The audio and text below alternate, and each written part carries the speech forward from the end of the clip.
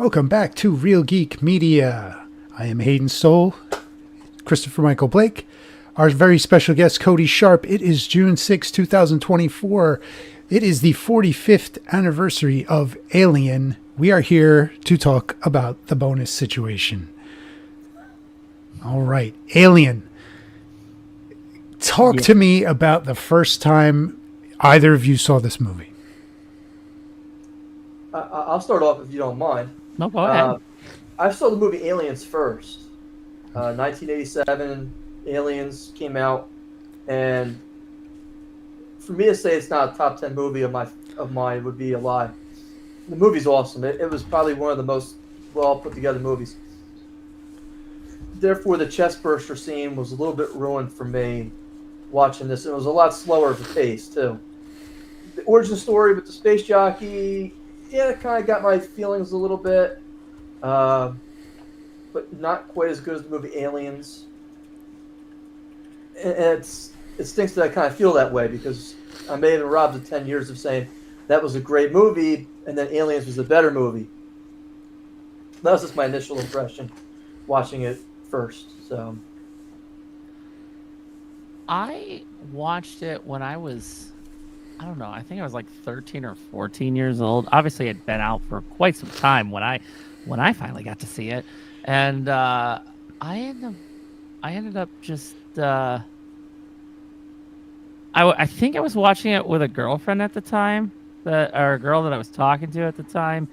And she started crying, and it was just, yeah. Mood killer. Well, we were watching it with her parents. Like, oh, wow. Yeah. So, like, yeah, it didn't work out too well. So. Now, I saw this movie before I saw Aliens, and my uncle showed this movie to me. I must have been like, we were what, 10 when Aliens came out, Christopher?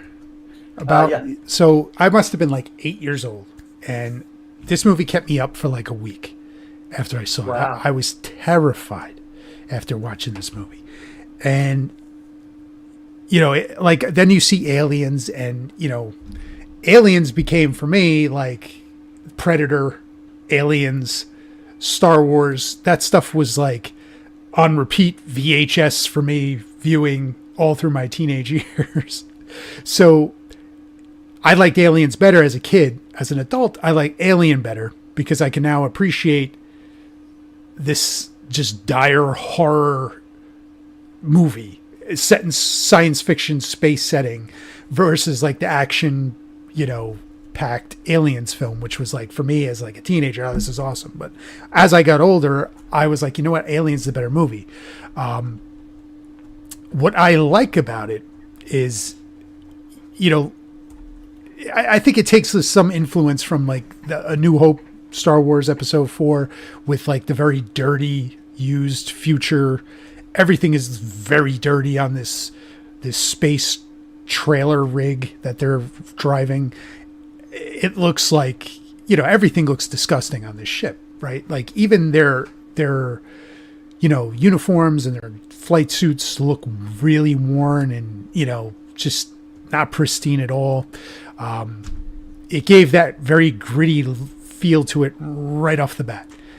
And, I'm a sucker for like a sci-fi movie. So, I showed this movie to my kids the end of 2023. And, it was like pillow over the face. They're like eyes looking over, like, a lot of that going on. But they liked it. Had to share that really torment cool. with you, right? Had to share that same torment that you experienced with your kids, right? Yes, have to. As a parent, it's like a rite of passage to do that, right? I have not done that yet. No? I have an 8-year-old son, so he keeps bugging me to see Five Nights at Freddy. It's good.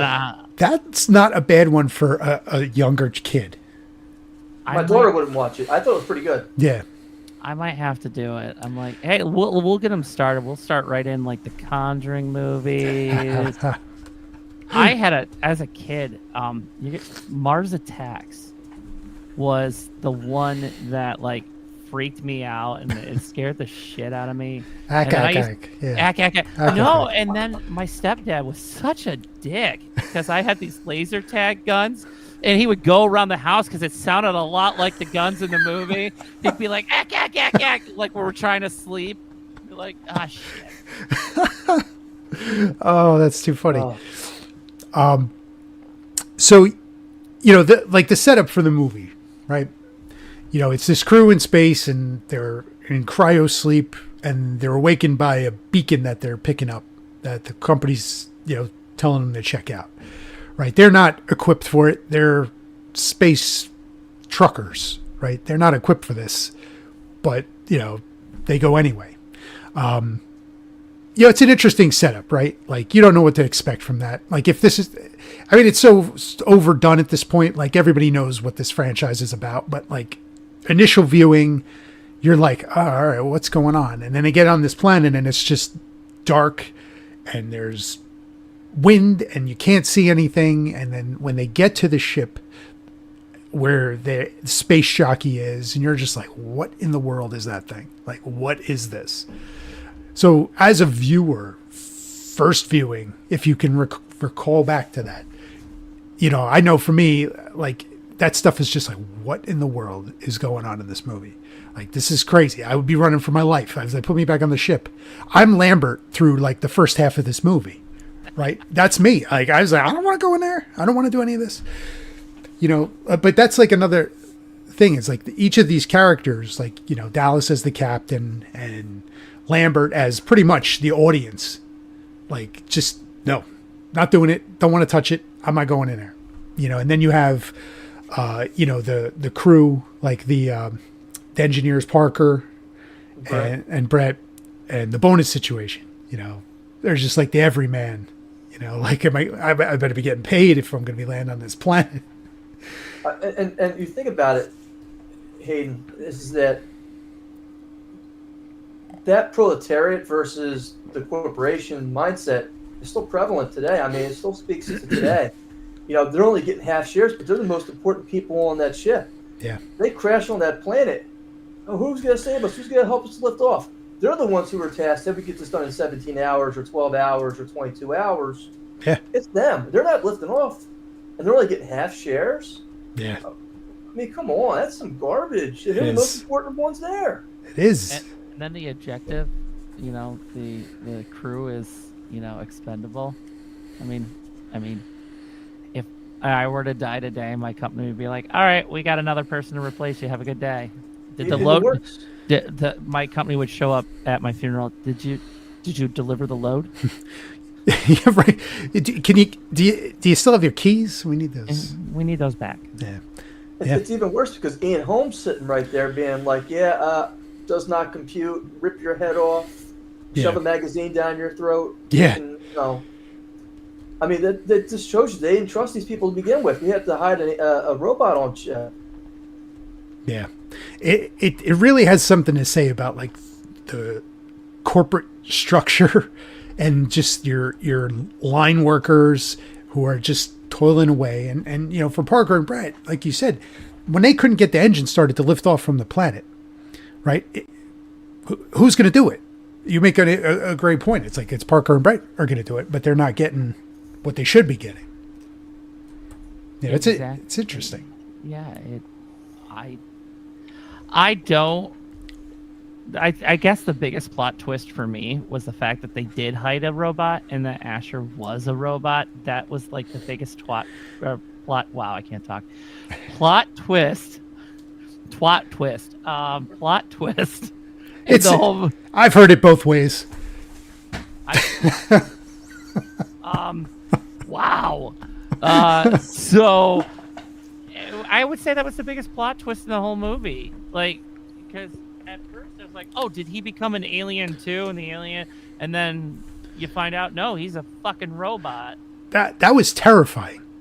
It was. It's terrifying. Like, they crack him over the head with the fire extinguisher, and he starts spurting milk everywhere. And you're money like, shot. Yeah. I'm like, what is going on? And he's like just overpowering everybody. He's holding off Parker, who's like the biggest guy there. trying to roll up the magazine, jam it down Ripley's throat. It's crazy. And, you know, the even before that, you know, when you get to the alien comes out, like they discover it goes onto the face. They bring him back to the ship, and Ripley will not let them in, right? She's the one, the voice of reason. No, that's breaking a protocol. We can't do that. You know, if he's sick, we're not bringing that on board. You guys got to stay out there. We can't do it. And Ash is just like, yeah, override. Come on board. And, you know, right at that moment, you know, Ripley should have been like, what is going on here? You know, why would you do that? You know, it's just that whole thing. And he's sitting there in the med bay with the alien on his face. And it's just like, what is going to happen to this guy? Like, well, and then Ash has the audacity to lie to Ripley, right? She looks over his shoulder into the screen, and you almost see the egg almost dropping into his throat, right? I mean, down his esophagus. I mean, at least that's what I think it is. Yeah, it's... And he shuts the screen off real quick. Oh, it's nothing. There's nothing there. I'm just doing a follow-up. And he's guilty. I mean, he can't even lie straight at that point. Yeah. And it's funny because she's onto it, but she's powerless to really do anything. She's not the captain. You know, she's like the second officer or whatever. You know, it's all through Dallas, and Dallas defers all scientific things to Ash, right? So she's stuck. She knows something up, but she's kind of stuck. It's a dead end. And, you know, when they get to the sequence where they're eating, and we talked a little bit about this before we started recording. When they're eating, okay. Now, a lot of what is the story around the time where this was, I guess they were filming this, like the actors didn't know what to expect from this scene. So you're getting the genuine shock and horror reactions from them about what's happening in front of them, you know, when they're filming this. So that is like very cool. Now this scene is just like so iconic and gruesome way to die. Like that. I mean, I think at the time people were just like getting up out of the theaters, getting sick in the theaters because of this scene, right? This thing just pops out through his chest, and everybody in the theater is like, what just happened? Yeah. Scared the shit out of me. Yes. I got something that can scare the shit out of you even more. Does anybody know what the alien's teeth was made out of? The teeth? Yes. No. Ready? What? Broken condoms. The teeth? Really? Yes. Broken condoms. What? Yeah. I looked it up before I was like, what? Couldn't be. Yeah. That's interesting. It must be true. It's on IMDb. Well, I mean, everything on. I mean, I'm on IMDb, so I saw that. I actually saw that. Believe it or not, I did see that. You got to update that webpage, though. You know how much it cost me to get put on IMDb? No, how much? It was like $25. Oh, You gotta sign up for the IMDb Pro. got you. They took my pictures off when I canceled the subscription because it's like $25 a month, but they left the actual profile up there, so it works. It works. So just because someone is on IMDb doesn't mean shit. Yeah, I think even at one point, right? You're not sure what. Okay, you saw the alien come out, and then you're having like the cat. Is it the cat? Is it the alien? Like what are we in for here, right? Nobody kind of knows what to expect. It was little when it came out of him. You got the cat. The alien was orange at the time when it popped out of him, and like there's just, if you don't know, like first viewing, what to expect, you're just like, this is what is happening. And then you get the scene where they're looking for the cat, and Brett is looking solo in that room with the chain and all the condensation dripping down. And then you get the alien, and it's horrifying, right? Like, just picture yourself in a scenario like that. And, you know, I had asked you in the previous interview about a time where you were terrified. And this would meet that. But I wouldn't have been stupid. One, for going alone when there's an alien and you don't know. I mean, it just came out of somebody's chest. Like, I'm not going anywhere alone. And number two, the cat starts hissing. Okay? Yeah. Red flag. Red flag. Turn around. Let's reevaluate the situation. Did I bring a gun? No, I did not. Oh shit. Oh, that's the alien. Look over there. Run. Yeah. I would have. Listen, if I was on the crew filming that movie, or as part of the cast, and I had no idea, I would have probably shit my pants. I'm not gonna lie, it would have happened. Clean up on aisle my shorts. Yeah. You mentioned the cat hissing. Do you know how they got the cat to hiss? Was it a broken condom? No. They had a screen, like a see-through screen, and they had a Doberman. They'd bring the Doberman closer to the screen, and the cat would back away and hiss. That's how they got the reaction from the cat. Interesting. Fucked up. Interesting. Yeah. Poor kitty. Interesting. But, let me ask you guys a question, and you guys can both give me your opinion on this. From the time that the alien bursts out of the chest to the time that Brent finds the the shedding, how much time has passed? Good question. I think a couple of hours. It feels like it should be a couple hours, right? Yeah. Was it ever like a timeline set up for any of this? But it does feel like it should be a couple hours. I would say less than 4. I mean, that's my gut feeling on it. Is it's less than 4. Yeah. No, I mean, I have no way to prove that, but I mean, that's what I'm guessing is that. But you remember they go back and they say when they're dripping the blood, you know, through the ceiling, it's going through all these decks. It's acid, and they're like, this thing's the perfect weapon. And this just harkens back to the fact that this thing's growth, where it can turn into this killing machine that's larger than Brent at that point, in 4 hours. That's an amazing metabolism change. I mean, that's almost instantaneous. It becomes a weapon in 4 hours. Yeah. Yeah. And like, before we go too far on, the design of the alien, you know, H.R. Giger designed it, and like, this is something that is so like iconically creepy and scary, and you know, just the fact that this was in his head is just like, what else is in your head? Like, if this is what you came up with, like, it's terrifying. Natasha Hendricks is in his head. Oh. Yeah, Species, right? Species, yeah. Yeah. Yep. Great movie. I mean, she's hot as. Oh, I mean, please. Well, let's talk about Sigourney Weaver. You know, Yeah. the final scene. You know, Yes. she's in her underwear and a white T-shirt. I mean, she was hot. Yeah. Yeah.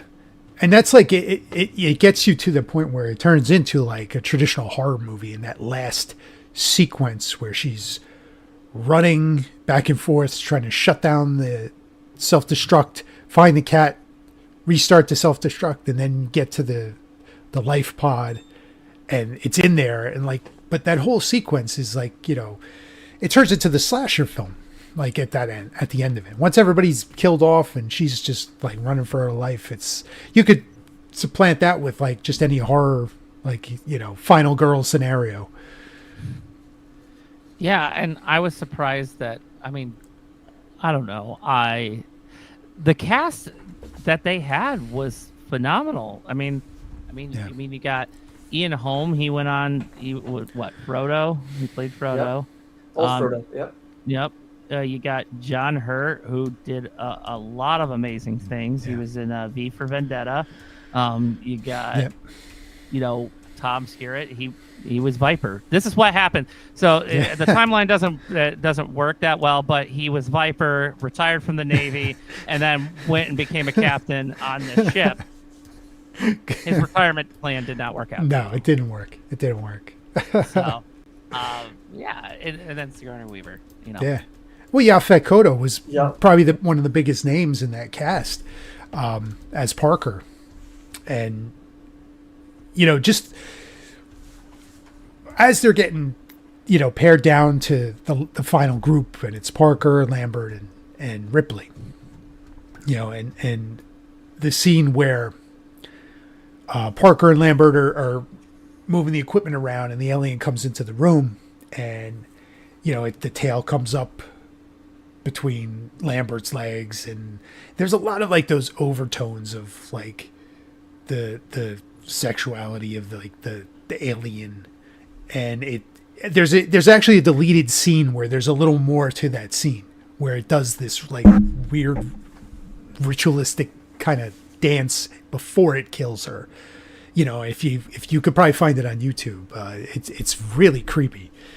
Now they steal that scene from the Prometheus movie too, don't they? Where they're in the shower with. That was Alien Covenant, where they have the shower death. Yeah. With the guy who, right. Jussie Smollett. Right, and Jussie Smollett. Right. It wasn't the alien. It was. This is Alien Country. Yeah. But let me ask you guys a question. So, in the deleted scenes, depending on which version you watch, because they never really show what happened to Dallas, right? Oh, I've seen this scene, yeah. Right. I have not. So there's a scene where Ripley at the end of the movie, she's running from the condensers, and Dallas is being cocooned into the wall. Like she actually finds part of it's kind of like the aliens hallway where everything's kind of corroded, but corroded from what? And then Brent's over there. He's like almost full blown. And Dallas says the line that's in the movie Aliens. It's, "Please kill me." And what do you think is going on to him at that point, Hayden? I mean, I don't know. My interpretation of that scene is that they're being kind of turned into an egg. That's my interpretation of it. And I'm kind of glad it was cut, because I don't think it really added too much at that point, right? I think it's disgusting, like, horrifying that, it snatches these people and turns them into an egg so they become face huggers.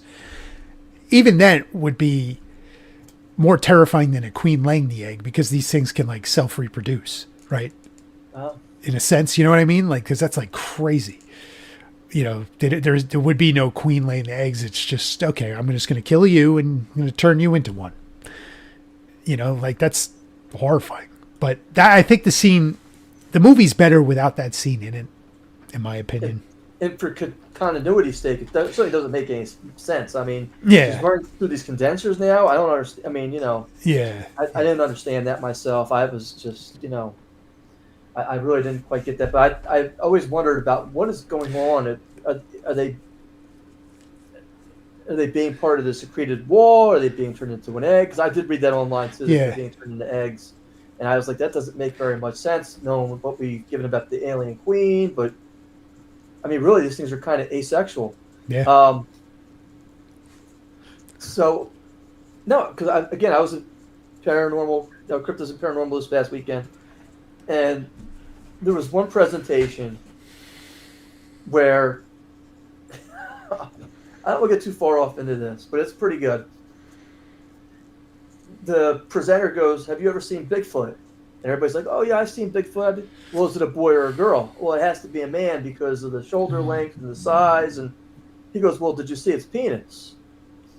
And then he begins showing penises of monkeys up on the screen. I told you, this goes into toilet humor, Cody. You had no idea what you signed off for. I'll have to talk to my agent. And people were so horrified by this, they were coming back and complaining to the other authors. But I mean, you don't see any genitalia on these aliens, so how are they reproducing? It's like the chicken and the egg theory. Well, how does one? And we get the answer later on that allegedly David was creating these things, but I don't take that as canon. I hate to say that. Yeah. I prefer to ignore that even happened. There's just a queen. We're not going to worry about David and Prometheus. Again, I like the Prometheus and Alien Covenant movies. I just prefer not to admit that they exist in that timeline. I just don't. That's fair. I mean, we don't see an alien genitalia. So I mean, if we don't see one, how do you know if it's a male or it's asexual or? how these things are reproducing. You know, that is something I really didn't like. The most average person just go in to watch these movies like, gee, I wonder how big of a dick does the alien have? Honey, why can't you have one that big? I mean, did you bet the over on DraftKings that would come up tonight, or? In all seriousness, no, the alien was played by a 6'10" African man, so I'm sure he was very well endowed. I'm sure of it, but I'm not going to check. Lift up its tail, Dallas.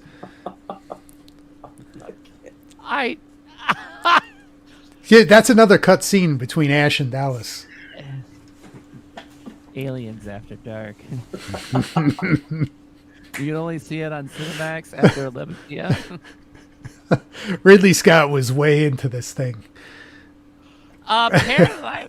Well, you know what's funny is you actually had mentioned, his, it kind of gave you like a New Hope, type of vibe. And, what's funny is that was actually part of his, it was the New Hope. I just read this and I'm gonna find it again. A New Hope, in Texas Chainsaw Massacre, and A Space Odyssey. So, right. So yeah, 2001: A Space Odyssey. Hey, what's funny is going back and watching all these movies that were made in like the 70s and 80s that depict, like the 2000s. Yes. And how shitty the technology is. That's like, wow.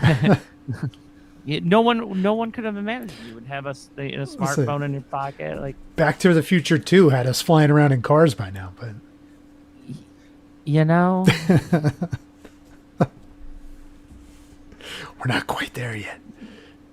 I still think it's funny. The slime that was used in the Alien was KY jelly.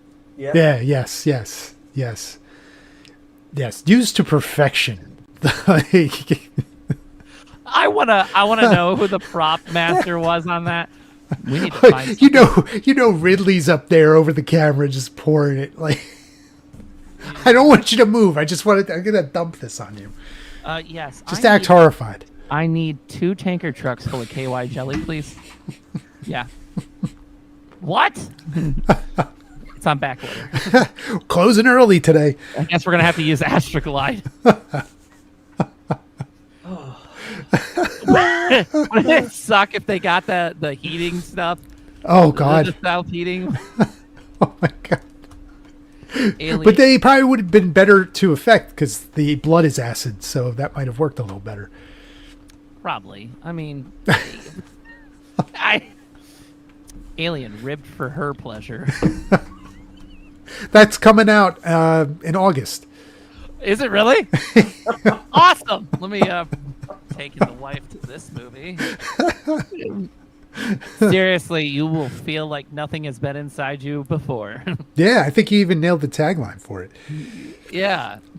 Fucking burst right through your chest. Oh man. But yeah, so I hate it. It's just like I don't know how to respond to that. I can't segue. I got no Bob Costas segue for that. So I'm just gonna say I can segue one way. John Hurt did reprise his role in this movie. I don't know if you remember or not. Spaceballs. Spaceballs, yeah, absolutely. And they came out and did the Not again.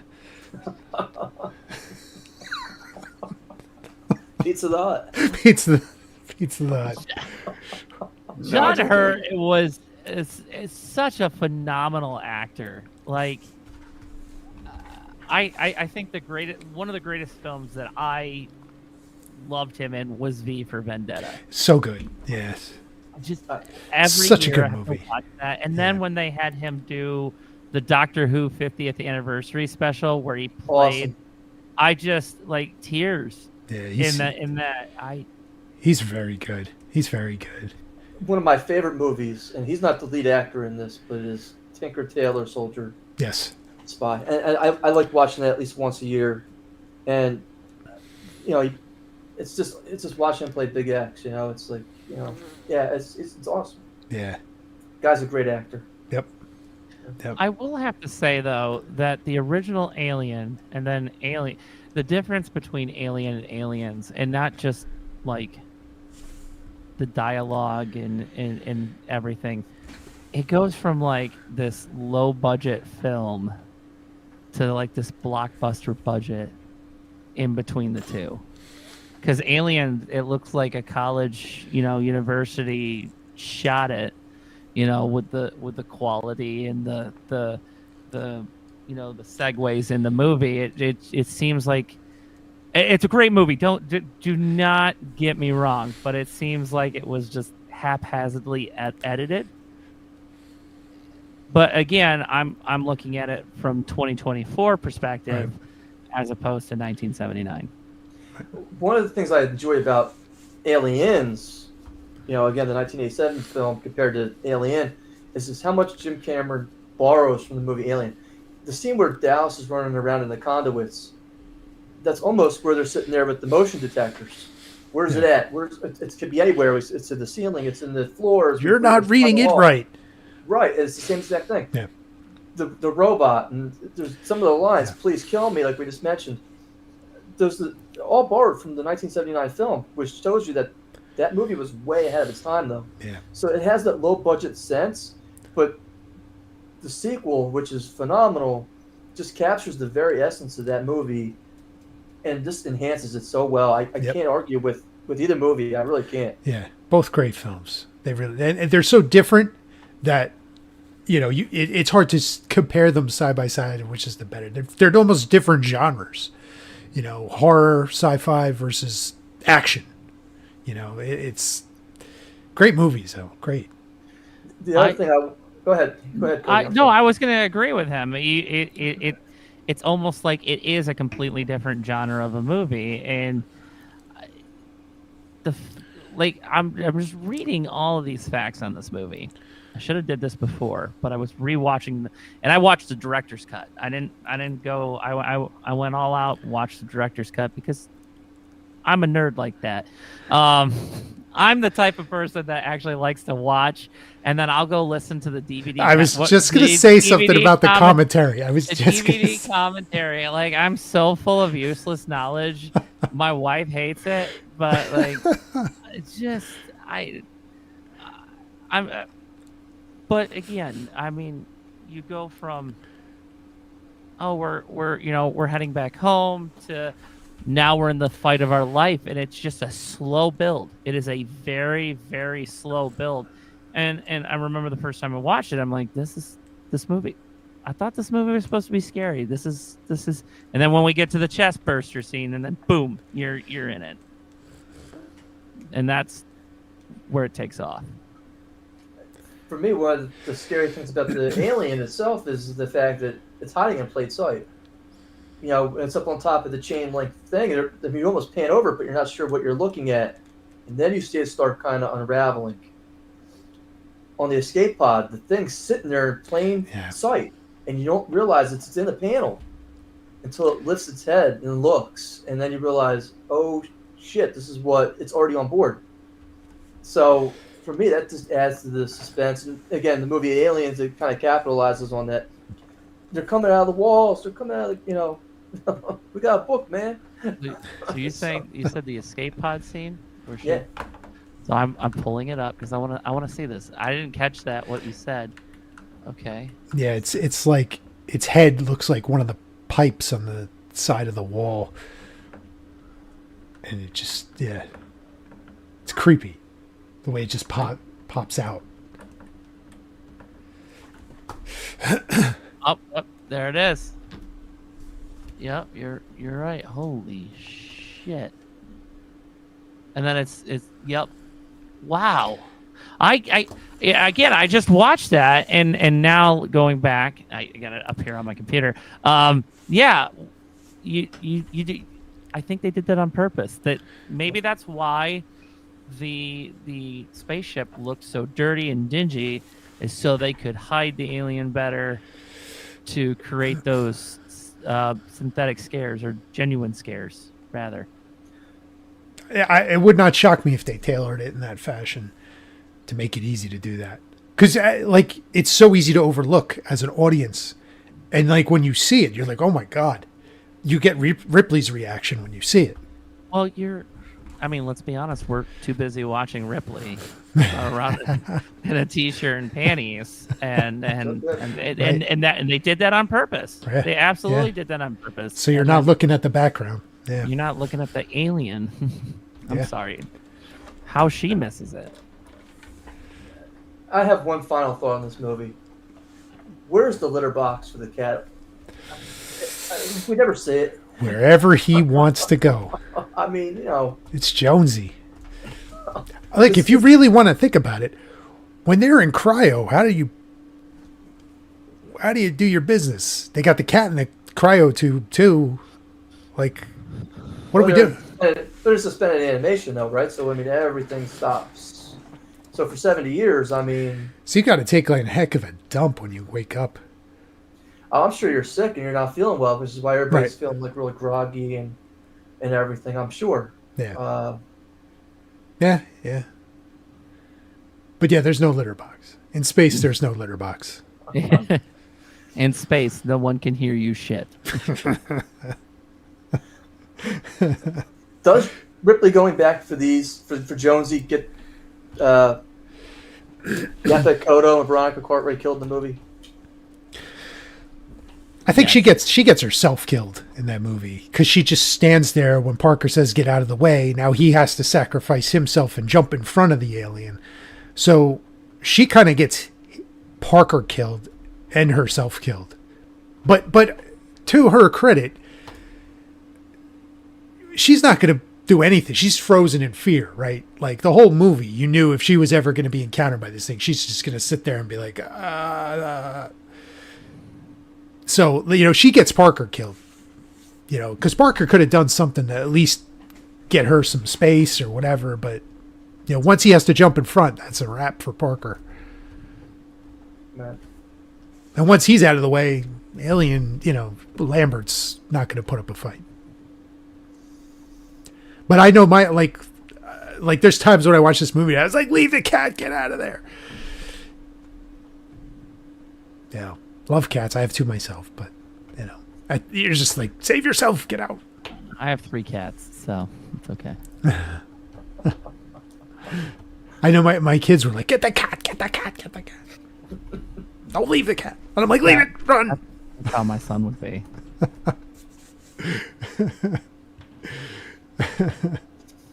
So final thoughts on Alien.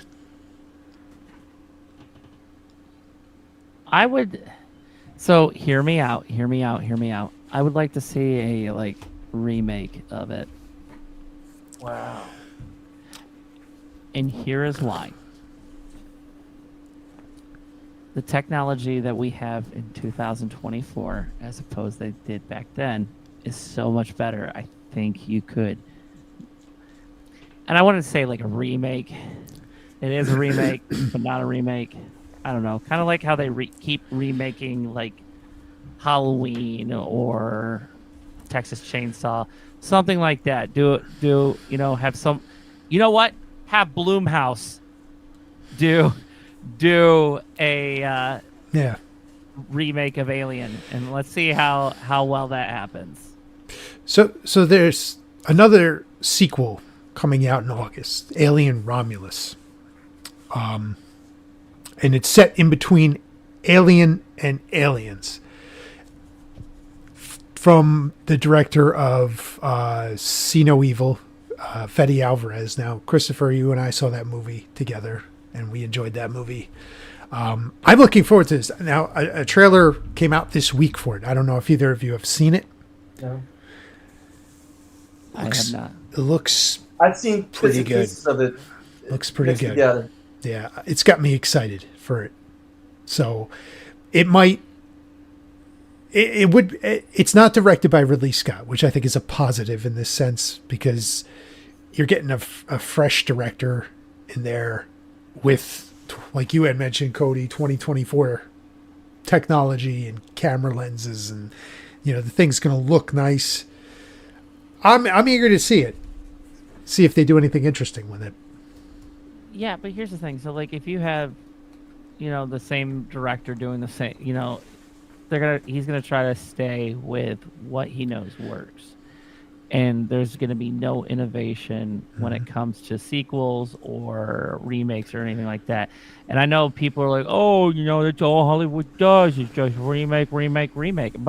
And people railed on it, but I absolutely love the Blumhouse Halloweens, all three of them, even the final one. Halloween is my favorite scary movie. The original sets the bar for slasher movies and suspense, but I really did enjoy the remakes, the trilogy, and I did enjoy Halloween Ends. I have no shame in saying that. So just because it gives you a different perspective, because you sit there and you watch a movie and you're like, well, I would have done this or I would have done that if I was a director, and this gives you the opportunity to expand on it. I don't know. No, that's a fair take. That's a fair take. Christopher, final thoughts.